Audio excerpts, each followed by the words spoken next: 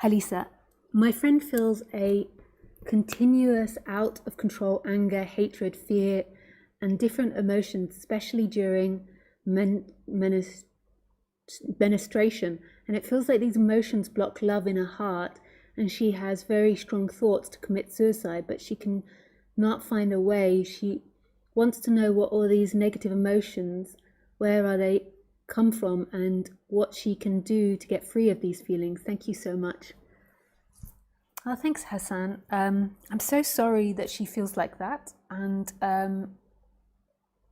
if someone is feeling suicidal, then it's best or I recommend to get help. There's suicide advice. You can find lots of stuff on the internet, and I'd actually get like proper advice. Like, not that my advice isn't proper, but like proper advice that's like specialized in suicide. So just because you bring that up, like I totally recommend and support or push that you and your friend like really educate yourself in that and reach out for help in the suicidal feelings. But then we come to the other subjects, and that's a really big subject. So first of all, I'm going to answer from the non-dual perspective, and then we can go into the emotions. Because if I just answer from the non-dual, so you've told me about all the difficulties she's having, and if I just answer from the non-dual, because the non-dual would be like, who is it that's having these emotions? And that's such a beautiful answer, but you can also see how like there's something else going on for her that she maybe needs to address in the human body. But it's so beautiful, because who is that I that's having all these emotions and having all these problems? Like, that is not who she is. The suffering is when you attach to these emotions and to these feelings, and then you believe that that is you. So you are hate. You are someone that hates. You are someone that's in rage. The other person is guilty. But that's not actually who she is. She's not those emotions. She's not somebody that has problems in the menstrual cycle. She's not somebody that has a negative emotions. Who she actually is love, appearing as all those things. But that's not her identity. And often, like the suffering is the identification with that. Like, I have hate, I have anger. There is anger arising, there is hate arising, but for no one. There is nobody there that's experiencing that. So when she's feeling hate, what happens is there's so much seeking in that hate that there is complete identification with that person, and it feels like who she is somebody inside this body with hate. And more than likely, hate can only arise with seeking. I think hate is a very particular emotion that can only arise with seeking. Like rage or anger, all those sorts of things can arise without seeking, but hate is a very seeking-based phenomena, like to hate someone.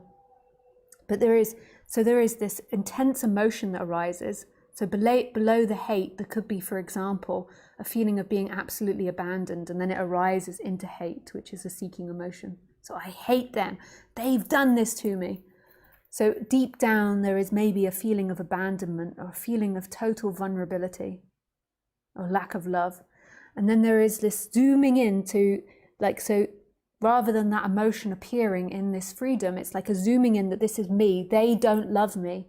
They've taken love from me. They are making me feel like this. Like, why is my life so shit? Like, all these stories that arise on the surface, and then it becomes like this identity which is living in this body with all these feelings. Whereas that's not true. There is an emotion arising, and the emotion is arising based on conditions. So conditions from the outside, conditions from the inside. And then there is a belief that that is who they are. Whereas who they are is this expansiveness, this love. And this to me is the most important thing to healing trauma, to changing, to evolving, is this recognition that these stories, this image, this identity is not who you are. Who you are is life itself. is the sound of the birds, is the feeling of the bum on the seat, is the light, is my voice, is the computer, is everything. And that is so beautiful. That is who you are. Now we go into the human part of this answer. So on the human level, firstly, there is a belief that that is who she is, which is making it worse. But then secondly, there is most probably deep conditioning in there, which is related to her physical health as well. So we have these meridians in our body and these energy systems, and when our hormones are out of balance, or when our meridian system is out of balance, then it can create chaotic emotions. So she needs to go to a holistic practitioner to help her on the bodily level, to help understand what's happening in the bodily level. Like she might have issues with bladder or intestines or liver. Her diet might be wrong for her current physicality. Her hormones might be out of balance, which might be something else. So she needs to go to a holistic practitioner, something that she's passionate about: acupuncture, Ayurvedic medicine, homeopath,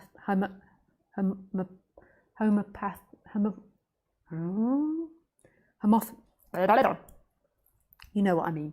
These types of things, that's very personal as to what she wants to explore, to help her on the energetic level, on the bodily level.